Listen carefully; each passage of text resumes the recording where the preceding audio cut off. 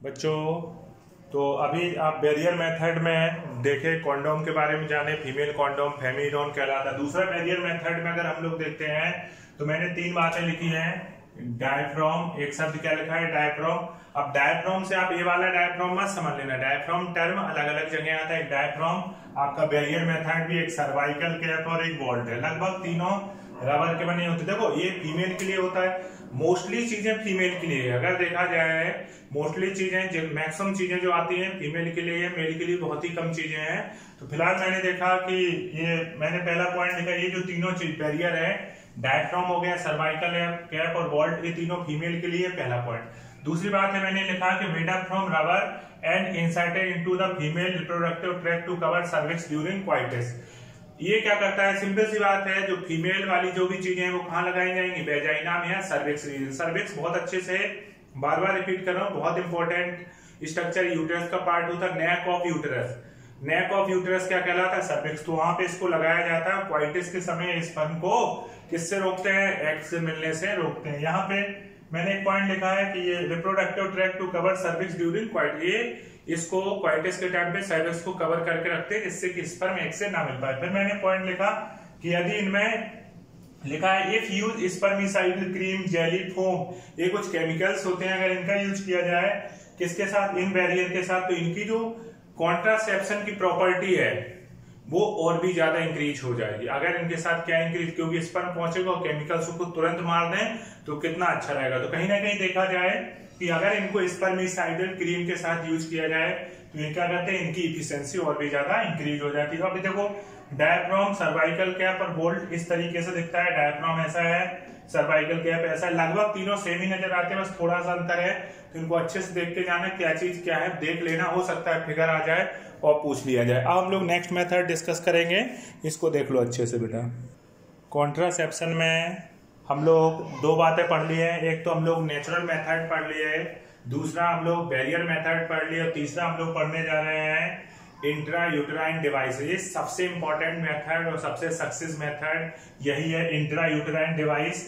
तो ये T shape device होती है, मैं कैसा लिख दूं, ये टी शेप होती है। कैसी होती है, ये टी शेप डिवाइस होती है। एक पॉइंट याद रखना, इसमें मैंने लिखा इंसर्टेड बाय डॉक्टर्स और expert nurses in the uterus through vagina. इनको यूटेरस में लगाया जाता है और इनको सिंपल सी बात है, डॉक्टर या एक्सपर्ट नर्स ही लगा सकती है। नॉर्मल तो कोई अपने आप इसको यूज कर नहीं सकता, यूटेरस तक कैसे लगा सकते हो, नॉर्मल सी बात है। तो ये कैसा है, इंसर्टेड बाय डॉक्टर और नर्स, किसमें, यूटेरस में इनको फिट किया जाता है थ्रू वेजाइना के थ्रू। तो इनको एक्सपर्ट डॉक्टर या नर्स ही कर सकती है। नेक्स्ट पॉइंट में मैंने लिखा इट ऑल्सो पर IUCD, intra uterine contraceptive device.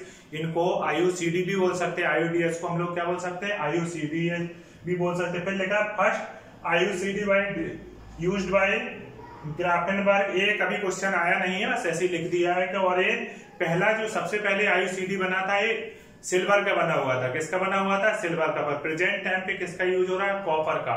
Copper बहुत ही इंपॉर्टेंट है, कॉपर टी, ऐसे आपने नाम भी सुने होंगे। कॉपर टी, टी शेप होती है इनमें, जैसे एग्जांपल कॉपर टी, ऐसे सब नाम आते हैं तो नाम से लगा, जैसे कॉपर टी को ही ले लो तो कॉपर मतलब कॉपर की बनी हुई, टी मतलब टी के आकार की। ये टी के आकार की डिवाइस होती हैं जो कहाँ लगाई जाती हैं, जो आपके यूटेरस में लगाई जाती है फीमेल जेनाइटल ट्रैक्ट या वेजाइना के द्वारा। उसके बाद नेक्स्ट पॉइंट लिखा है 3 टाइप मैंने कहा। अब नॉर्मली आजकल किसकी यूज हो रही है, कॉपर की, मैंने पॉइंट लिखा। फिर मैंने बोला 3 टाइप, ये बहुत इंपॉर्टेंट है, हर साल नीट में आता है, मान के चलिए 100% इससे क्वेश्चन बनता है। बहुत अच्छे से देखो, पहला है बायोलॉजिकल इनर्ट डिवाइस, या इसी को बोलते हैं non mediated आईयूडीएस। Biological inert device या क्या बोलते हैं, नॉन मीडिएटेड आईयूडीएस। इसका एग्जांपल है लिप्स लूप। क्या एग्जांपल है, लिप्स लूप। इसके बारे में मैंने बोला कि made up from plastic and stainless steel. Lips loop का काफी यूज किया जाता था, पर आजकल लिप्स लूप का यूज नहीं किया जा रहा है। उसका कारण है, एक्चुअली इसमें एक समस्या ये देखी गई है, प्रेगनेंसी को तो रोक रहा है पर इसकी एक कंडीशन ये देखी गई, एक्टोपिक प्रेगनेंसी ज्यादा करा देता था।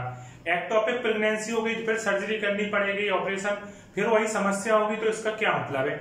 100% नहीं, पर कुछ बहुत सारी केस ऐसे देखे गए एक्टोपिक प्रेगनेंसी का। एक्टोपिक प्रेगनेंसी का मतलब यूटेरस, एक्टो मतलब बाहर, यूटेरस के बाहर जो प्रेगनेंसी हो उसे एक्टोपिक प्रेगनेंसी बोलेंगे। जैसे फैलोपियन ट्यूब में हो जाए या सर्विक्स में हो जाए, मतलब कि अब यार सर्विक्स में भी बहुत सारी फीमेल में ये समस्याएं भी देखने को मिलती हैं कि जो प्रेगनेंसी यूटेरस के अंदर नहीं होके पता चला फैलोपियन ट्यूब में हो गया, पता चला आपका नेक रीजन में हो गया यूटेरस की, तो जो सर्विक्स की, तो ये जो समस्याएं हैं, ध्यान देना, ये जो समस्याएं हैं किससे रिलेटेड है? बात हमारी समझ में आ रही नहीं आ रही बेटा?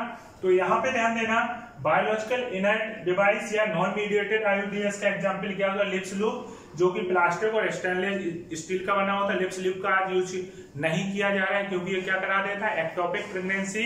एक्टोपिक प्रेगनेंसी क्या है? अगर प्रेगनेंसी फैलोपियन ट्यूब या सर्वाइकल रीजन में हो रही है तो उसको एक्टोपिक प्रेगनेंसी कहेंगे। और सिंपल सी बात है, वहां तो उसको डेवलपमेंट नहीं हो सकता ना बच्चे का, कहीं ना कहीं अबॉर्शन कराना पड़ेगा या उस चीज को हटाना पड़ेगा वहां से, तो कहीं ना कहीं प्रॉब्लम होना ही होना है। तो फिर इसका यूज क्यों किया जाए? उसके बाद है सबसे ज्यादा जो पीएमटी में क्वेश्चन 2 बार से लगा था, पिछली साल आया, पिछली साल आया और भी आता रहता है। दूसरा है कॉपर रिलीजिंग आईयूडीएस। कॉपर रिलीजिंग आईयूडीएस के 3 एग्जाम्पल होते तो और भी एग्जाम्पल जो एनसीईआरटी बोल रही है हमें उनको लेकर चलना है। Copper T, copper 7, Multiload 375। ऐसे ही क्वेश्चन पूछ लिया जाएगा। क्वेश्चन आएगा लिप्स लूप अपने आप में क्या है?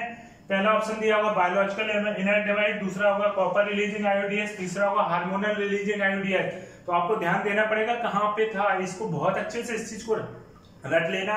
इस बार भी चांस है कि नीट में क्वेश्चन आ जाए। तो मैंने कहा कॉपर टी, कॉपर 7 और मल्टीलोड 375 ये किसके होते हैं? ये कॉपर रिलीजिंग, मतलब कॉपर से संबंधित है। कॉपर आयन का क्या काम होता है? मैंने ये पॉइंट पिछली बार भी आया था, पिछली साल 2 साल से लगातार आ रहा कि कॉपर आयन का काम क्या होता है। तो कॉपर आयन का काम मैंने क्या लिखा? Copper ion suppress sperm motility and fertilising capacity of sperm. Sperm के चलने की रेट को क्या करते हैं? धीमा करते हैं। और उसके अंदर जो फर्टिलाइजेशन की कैपेसिटी होती है उसको क्या करते हैं? कम करते हैं। इस तरीके से स्पर्म को एग से मिलने से रोकना, मोटिलिटी धीमी कर दे, स्पर्म एग तक पहुंच ही नहीं पाया, उसकी कैपेसिटी भी क्या कर दी कि वो फर्टिलाइजेशन ना कर सके, उसकी कैपेसिटी भी क्या कर देते हैं?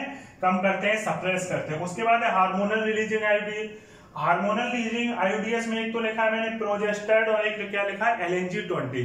देखो बात आती है, इसमें एक पॉइंट लिखा make uterus unstable for implantation. ये जो होते हैं यूटेरस को अनस्टेबल, यार एक बात बताओ, तुम कुर्सी रखी है, कुर्सी पे तुम बैठते हो, ठीक है ना? अगर हम कुर्सी हटा दें तो तुम क्या बैठ पाओगे उस जगह? एक कुर्सी डाल के आप कहीं बैठते हो, अब कुर्सी नहीं तो क्या वहां बैठ पाओगे जिस कंडीशन में आप डेली बैठते हो? सेम चीज यहाँ पे है, यूटेरस के अंदर बच्चे का डेवलपमेंट होता है। यूटेरस अपने आप से बच्चे को इस तरीके से अरेंज करता है कि सिस्टमैटिक तरीके से बच्चे का विकास होता है। अब अगर यूटेरस खुद में ही कुर्सी टूटी हुई, टूटी कुर्सी बैठ पाओगे क्या? अब यूटेरस की ही कंडीशन, जैसे आप कुर्सी बैठे थे, कुर्सी क्या टूटी रख दी, टूटी कुर्सी बैठोगे पड़ोगे, वही कंडीशन यहाँ पे होती है। यूटेरस की को अनस्टेबल करता है, यूटेरस की डिजाइन को क्या करेगा? अनस्टेबल करेगा। जब यूटेरस को अनस्टेबल करेगा तो उस कारण से क्या हो जाएगा? उस कारण से एक समस्या ये आ जाएगी कि वहां पे बच्चा क्या होगा? इम्प्लांटेशन नहीं होगा बच्चे का प्रॉपर तरीके से। तो इस तरीके से बच्चे के इम्प्लांटेशन को रोकते हैं। इसका एग्जाम्पल क्या है? प्रोजेस्टेड और LNG-20। देखो प्रोजेस्टेड का मतलब क्या है? प्रोजेस्टेड एक तरीके से प्रोजेस्टेरॉन वाली फीलिंग दे रहा, तो ये एक तरीके का प्रोजेस्टेरॉन होता है। ये बनाया हुआ प्रोजेस्टेरॉन है। नेचुरल प्रोजेस्टेरॉन का यूज इसलिए नहीं किया जाता है क्योंकि ये प्रोजेस्टेरॉन का एनालॉग है। एनालॉग का मतलब उसी तरीके का है, पर ये प्रॉपर प्रोजेस्टेरॉन, नेचुरल प्रोजेस्टेरॉन नहीं है। अगर ये नेचुरल प्रोजेस्टेरॉन होता तो हमारी बॉडी का इम्यूनिटी सिस्टम है ना, हमारा लीवर क्या करता? उसको डैमेज कर देता, नेचुरल प्रोजेस्टेरॉन को खत्म कर देता।